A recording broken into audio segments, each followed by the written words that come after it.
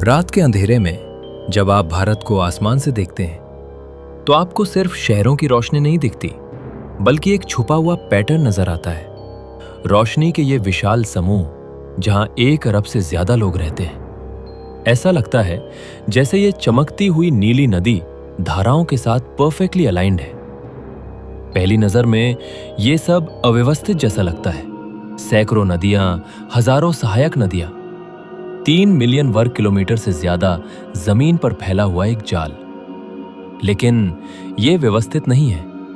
पानी की हर एक बूंद एक सख्त छुपे हुए नियम का पालन करती है। सिर्फ 2 मुख्य नियम और कुछ पावरफुल एक्सेप्शंस। और जब आप इस हिडन सिस्टम को डिकोड करते हैं तो समझ आता है भारत बना कैसे है। यही पानी तय करता है हमारी फसलें कहां उगेंगी, हमारे सबसे पुराने व्यापार मार्ग कहां बनेंगे और आने वाले समय में 1 अरब लोगों को जिंदा रखने की ताकत कहां से आएगी। पहला नियम बर्फ में लिखा हुआ है।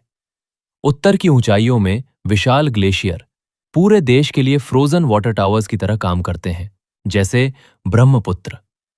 इसकी शुरुआत होती है तिब्बत में, सांगपो के रूप में, धीरे धीरे बहती हुई फिर अचानक हिमालय की खड़ी घाटियों को चीरते हुए भारत में प्रवेश करती है। और जैसे ही ये असम के मैदानों में पहुंचती है, ये इतनी ज्यादा मिट्टी और गाद लेकर आती है कि इसे लाल नदी कहा जाता है। इसका प्रवाह इतना विशाल हो जाता है कि ये अपने बीच में दुनिया का सबसे बड़ा नदी द्वीप माजुली बना देती है। वहीं दूसरी तरफ सिंधु नदी उसी क्षेत्र से निकलकर पश्चिम की ओर बढ़ती है, लद्दाख के बंजर कठोर इलाकों को पार करते हुए, और फिर पाकिस्तान की ओर उतर जाती है। अब बात करते हैं गंगा और यमुना की। ये सिर्फ नदियां नहीं है, ये एक पूरी सिविलाइजेशन का बैकबोन है। करीब 50 करोड़ लोग इनके बेसिन पर निर्भर है, और यही वो जगह है जहां दुनिया के सबसे पुराने बसे हुए शहर आज भी सांस ले रहे हैं। क्योंकि ये नदियां बर्फ के पिघलने और भूजल से लगातार भरती रहती हैं, इसलिए ये कभी नहीं रुकती। ये है नॉर्दर्न इंडिया की लाइफलाइन। लेकिन जैसे ही आप दक्षिण की ओर बढ़ते हैं, नियम बदल जाते हैं। दक्कन का पठार पश्चिम में ऊंचा और पूर्व की ओर झुका हुआ, और यहां ग्रेविटी अपना खेल खेलती है। महानदी, गोदावरी, कृष्णा, कावेरी, सभी नदियां मजबूरी में पूर्व की ओर बहती हैं।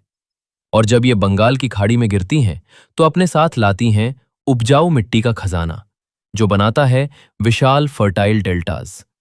यही सटल सा झुकाव दक्षिण भारत की पूरी एग्रीकल्चर सिस्टम को कंट्रोल करता है। लेकिन कहानी यहीं खत्म नहीं होती, क्योंकि 2 नदियां इस नियम को तोड़ती हैं, नर्मदा और ताप्ती। ये बहती हैं पश्चिम की ओर, क्योंकि ये गुजरती हैं रिफ्ट वैली से, धरती की गहरी दरारों से, जो इन्हें प्राकृतिक ढलान के खिलाफ बहने पर मजबूर कर देती हैं। और फिर कुछ नदियां तो समुद्र तक पहुंचती ही नहीं, जैसे लूनी नदी राजस्थान से निकलती है, लेकिन रास्ते में ही खारे रेगिस्तानी मैदानों में खो जाती है। और कुछ नदियां इतिहास बन चुकी हैं, सरस्वती, दृशद्वती, कभी शक्तिशाली थीं, लेकिन समय, जलवायु और धरती के बदलाव ने उन्हें रेत के नीचे दफना दिया। ये सारी कहानियां एक ही बात बताती हैं कि लोकल ज्योग्राफी ग्रेविटी जैसे नियमों को भी बदल सकती है। इस नक्शे की हर नीली रेखा एक विशाल इंटरकनेक्टेड मशीन का हिस्सा है, जिसे चलाते हैं टेक्टोनिक प्लेट्स, जमीन की ढलान और मॉनसून का टाइमिंग। लेकिन आज हम इस मशीन को बदल रहे हैं। बांध, बैराज, रिजर्वायर्स। हम पानी को कंट्रोल करने की कोशिश कर रहे हैं, और साथ में पोल्यूशन और ग्राउंड वाटर का ओवरयूज एक बड़ा संकट पैदा कर रहे हैं। वही नदियां जिन्होंने सभ्यताओं को जन्म दिया, आज अपने अस्तित्व के लिए संघर्ष कर रही हैं। भारत का भूगोल पानी में लिखा गया है, और इसे बचाना 21वीं सदी की सबसे बड़ी चुनौती है, क्योंकि यही तय करेगा कि आने वाले समय में 1 अरब लोग कैसे जिंदा रहेंगे।